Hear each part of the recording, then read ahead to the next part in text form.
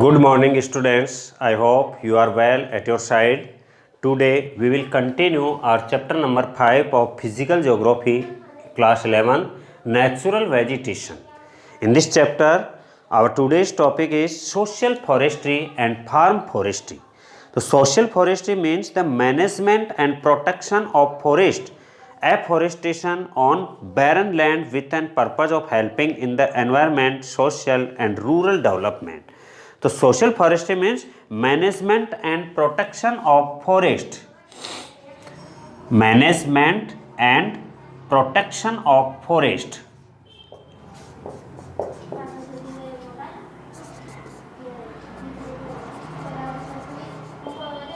Forest का management and protection के उनको कैसे बचाया जा सके। अब प्रोटेक्शन कैसे होगा? And afforestation on barren land, barren land जो बंजर जमीन है उसके ऊपर पेड़ लगाए जाएं, फॉरेस्टेशन हो with the purpose of helping in the environmental, social and rural development. और उसका पर्पज क्या होगा? Helping the environmental, social and rural development. The national commission on agriculture in the year 1976 has classified social forestry into three categories. These are urban forestry, rural forestry and farm forestry. 1976 में जो national commission on agriculture था, national commission on agriculture,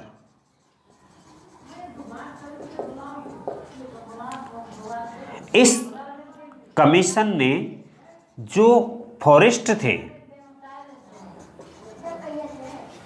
national commission on agriculture, तो इस commission ने जो classified social forestry को three category में divide किया: rural forestry, urban forestry and farm forestry.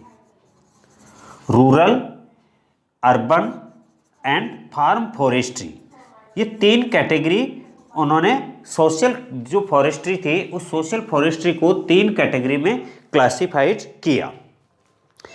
Urban forestry pertains to the raising, urban forestry pertains to the reason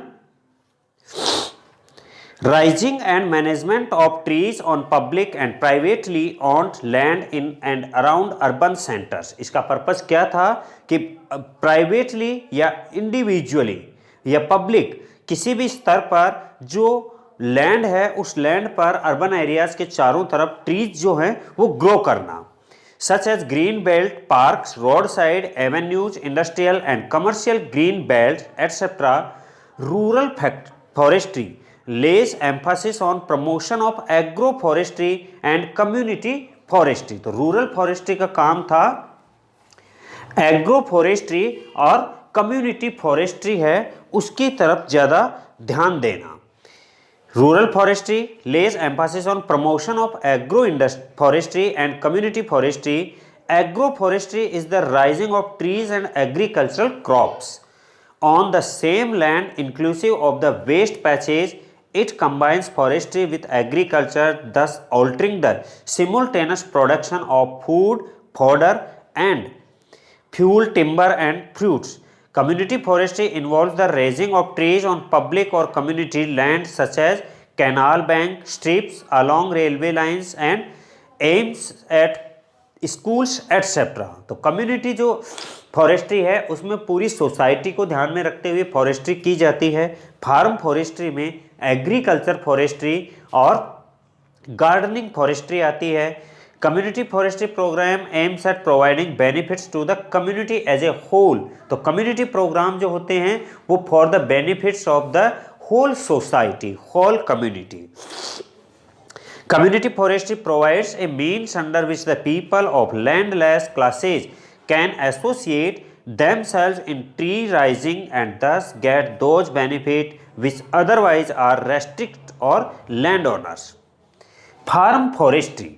Farm forestry is a term applied to the process under which farmers grow trees for commercial and non-commercial purposes. तो farm forestry में farmers जो grow करते हैं commercial purpose के लिए और non commercial purpose के लिए, forest department of various states distribute seedling of trees free of cost to small and medium farmers, कि बिना पैसों के फ्री में जो ट्रीज हैं वो डिस्ट्रीब्यूट करता है forest department.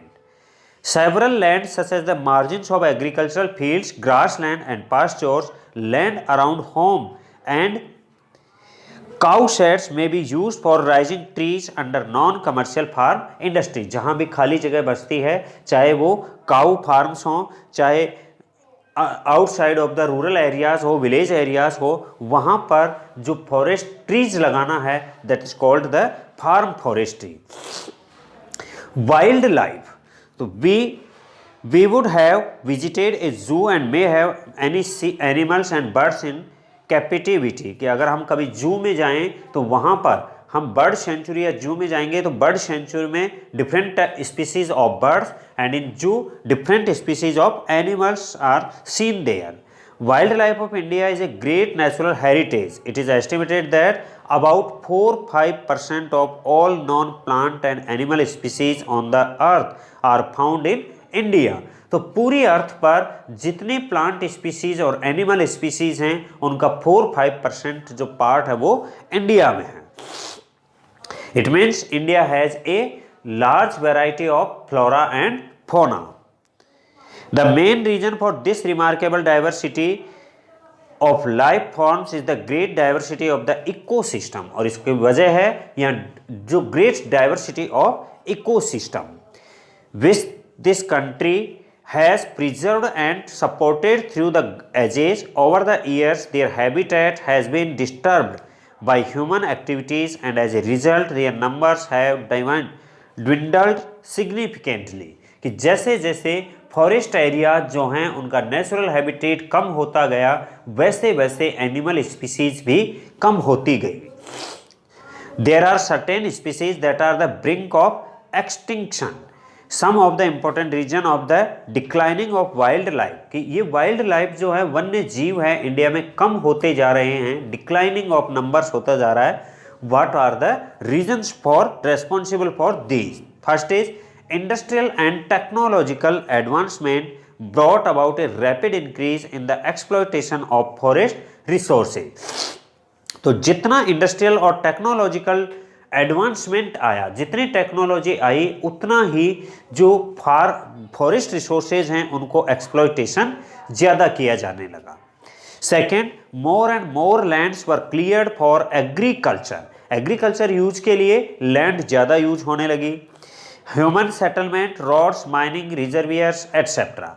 Pressure on forest mounted due to lopping for fodder and fuel wood and removal of small timber by the local people, कि वहाँ के जो लोकल पीपल हैं फॉरेस्ट एरियाज के पास में वो वहाँ से फ्यूल के लिए वुड और टिम्बर वगैरह हैं वो वहाँ से कलेक्ट कर लेते हैं। Grazing by domestic kettles caused an adverse effect of wildlife and its habitat। जो लोकल नोमैडिक पीपल्स हैं वो वहाँ पर ग्रेजिंग करवाते हैं पास्चर लैंड में। ड्यू टू ग्रेजिंग के कारण भी उनके जो नंबर ऑफ जो स्पीसीज ऑफ एनिमल्स है वो डिस्टर्ब होती हैं। Hunting was taken up a sport by the elite and hundreds of wild animals were killed in a single Hunt. पुराने समय से ही राजा महाराजाओं के लिए आखेट जो स्पोर्ट्स के लिए एनिमल हंटिंग होती थी, उसकी वजह से भी large number of animals are dead. Now commercial poaching is rampant, और अब जो तस्करी होती है poaching, commercial poaching is rampant, एक बड़े पैमाने पर होती जा रही है, उसकी वजह से भी एनिमल्स की हंटिंग होती जा रही है। इंसिडेंट्स ऑफ फॉरेस्ट फायर, और many time suddenly on a large scale the forest fire, आग लग जाती है फॉरेस्ट में, उसकी वजह से भी वाइल्ड लाइफ है वो नष्ट हो जाती है। तो it is being felt that conservation of wild life is of great significance to the national as well as the world heritage. तो इस वाइल्ड लाइफ को बचाना ना किसी पर्टिकुलर कंट्री के लिए रेस्पॉन्सिबिलिटी है बट ऑल ओवर वर्ल्ड के लिए रेस्पॉन्सिबल है। Along with the promotion of eco-tourism, what steps have been initiated by the government in this direction? कि गवर्नमेंट ने क्या इसमें जो एक्शंस लिए हैं, स्टेप्स लिए हैं, we will discussed on this in our next class.